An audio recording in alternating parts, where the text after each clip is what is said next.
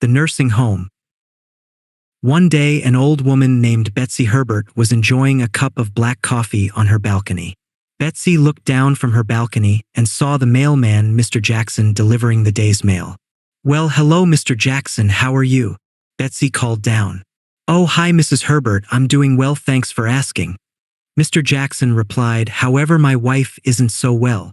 He continued. Betsy frowned. "Well, that sucks, give her my condolences." Betsy replied. She waved goodbye to Mr. Jackson and went downstairs to collect her mail. See, Betsy lived in a senior living home and loved it. It was cozy, staff treated people well, and everything was just so peaceful there. Betsy was making her way back to her room when she heard the announcement for dinner. She quickly put her mail in her room and went to the dining room and sat down with her closest friends Carla and Jane. Betsy, Carla, and Jane talked for 2 hours before going back to their rooms. Betsy was getting ready for bed when she heard a tapping sound coming from the room next door. That's strange, nobody has been in that room for years," she said. "So who could be tapping on the wall?" Betsy wondered, but she just forgot about the noise and went to bed. That night, Betsy had a dream. One of the male nurses at the facility was trying to kill her. He was swinging a kitchen knife at her and saying, "Die, bitch, die." Betsy woke up drenched in sweat and crying softly. What the hell was that dream? What was that fucking dream? Betsy asked herself. That's when a nurse came into Betsy's room. "What's going on here?" Nurse Lisa Fields asked. Lisa was a U.S. Marine before she started working for the facility. She was 23 when she left the Marines, and now she is 35 and working happily. "Oh, nothing, Nurse Lisa, I just had a bad dream is all," Betsy explained. "Well, try and keep it down, okay?" Nurse Lisa responded. "Yes, ma'am," Betsy replied. The next morning, Betsy was shaken and watching every male nurse carefully. "Betsy, you look worried, is everything okay?" Jane asked, seeing the fear in Betsy's eyes. "Oh, I'm okay, I'm fucking peachy," Betsy said aggressively. "Whoa, Betsy, calm down," Carla said.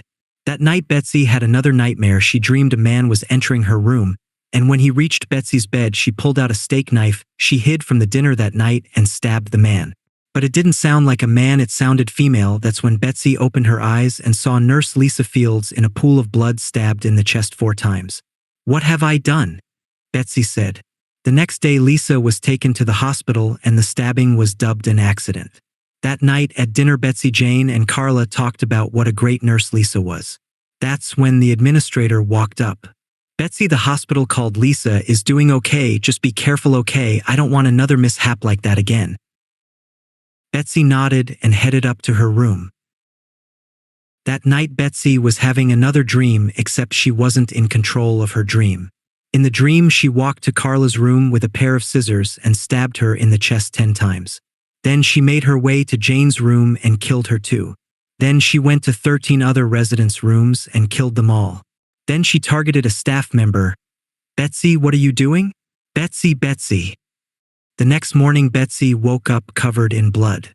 What happened last night? What Betsy didn't know is she killed 14 residents and 4 staff members.